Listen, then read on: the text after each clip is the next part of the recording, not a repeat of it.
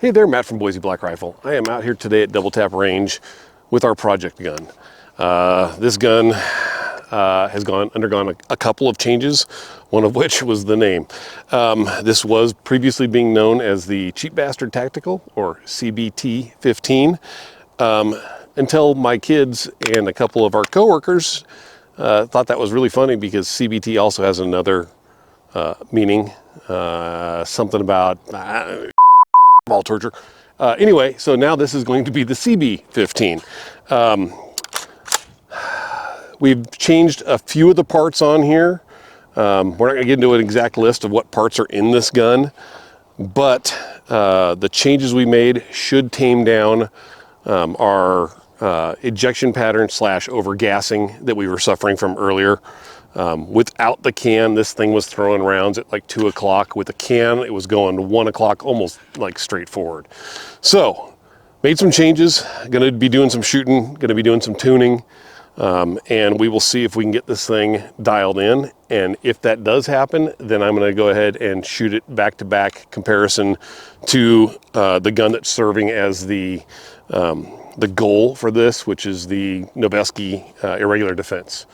So, stand by. Let's see what happens with this thing. See if I can get this thing tuned in and running properly. And we'll see how it shoots. Last time we were shooting this, we were shooting 223. And it was way overgassed with that. So I'm going to start tuning this thing with 5.56. And if I can get it running properly with that, and then properly with 223, and then with the can, we will be in very good shape. All right, let's see what happens. Again, I'm not even aiming at anything right here. There's a steel plate down there I'll probably hit a couple times, but I just want to check the ejection pattern, see how this thing is gassed, get the gas dialed in, and then we'll start worrying about things like accuracy and everything else.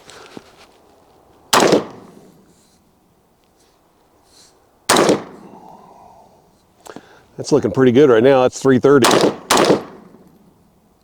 Nice and consistent. I mean, I've got a pile all together, which is not what it was doing before.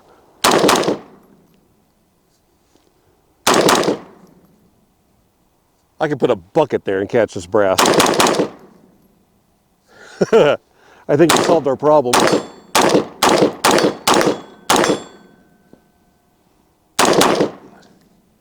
I mean, this is 330. I'm going to back the gas off. You know what? Before I do that, I'm going to throw some 223 in here, see how it shoots with that.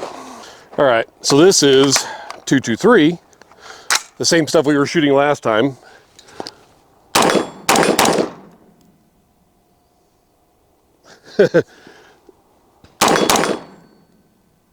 I think part of our ejection pattern stuff issues we were having last time might have been due to the ammo we were shooting, but it's still in the same exact spot. So we are looking good at this point. The ejection pattern is right where I want it to be, both with 5.56 and with 223 without the can. So now I'm going to throw the can on it, see what happens. Can is on, and again, this is not a can that we're testing for suppression or anything like that. This is a very high back pressure can, so that's what we want to dial this thing in. If we can get it to run good with this can, we can get it to run good with other cans. If we can get it to run with no can at all, it'll run no problem with low back pressure cans. And then again, if we can get it to run with this can, we will be in very good shape. So, where was I standing? I was right about here. My brass pile from earlier is all right there. Let's see where this thing is ejecting now.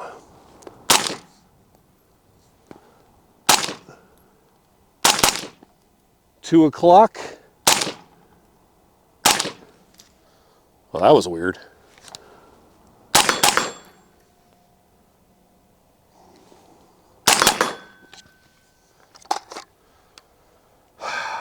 Two o'clock, that's with a can, with a high back pressure can, that's right where we want it. I'm gonna go one click down on gas and see what happens. Did a quick adjustment to the gas system. In order to do that, I had to take the can off, so I am going to run it a couple rounds here with the can off of it to make sure it's still functioning properly. My brass pile from earlier is still right there. At this point, if what I did to it did what I wanted it to do, my brass pile should move a little bit more towards my rear, probably more towards 4:30. It's currently about 4 o'clock. So let's see if my adjustment actually worked.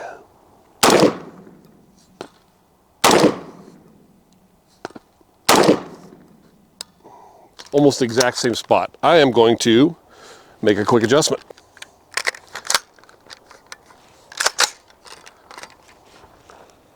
Get back to where I was. Here we go. All right, let's see what happens here.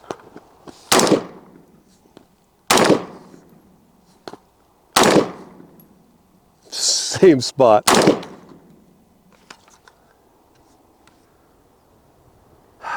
You know, I'm going to throw the can on. Actually, let me finish this mag off.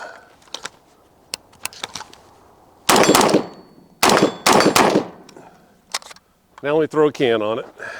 I see my brass pile from earlier with the can on it. Let's see if this adjustment I made, it didn't do much with the can off. Let's see if it adjusted with the can on. Much better.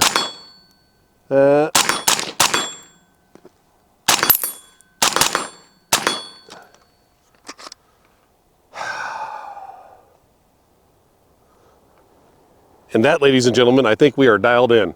All right, so now that I've got the gun running good, with and without the can, I want to shoot it back to back with the Noveske and compare it to the Noveske Irregular Defense, which, as we mentioned in the first video and I mentioned earlier, that is our goal, to get this gun to shoot as close to that gun as we can.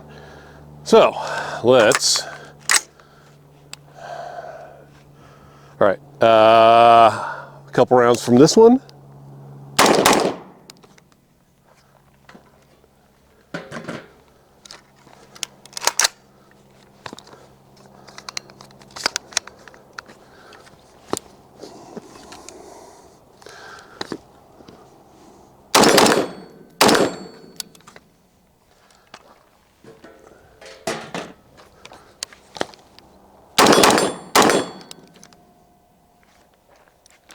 Man, I don't know.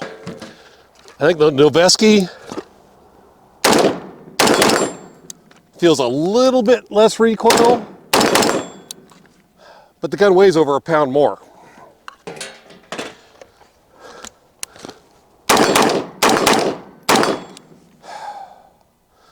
I'm going to go slightly stouter on the recoil with this.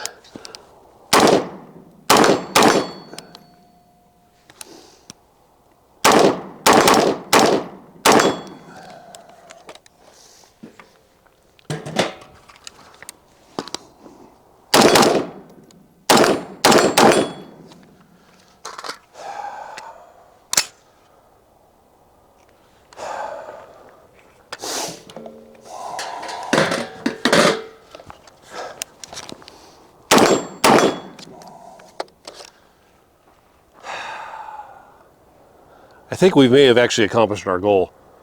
This gun is, like I said, a little over a pound lighter than that gun. Recoil is pretty close.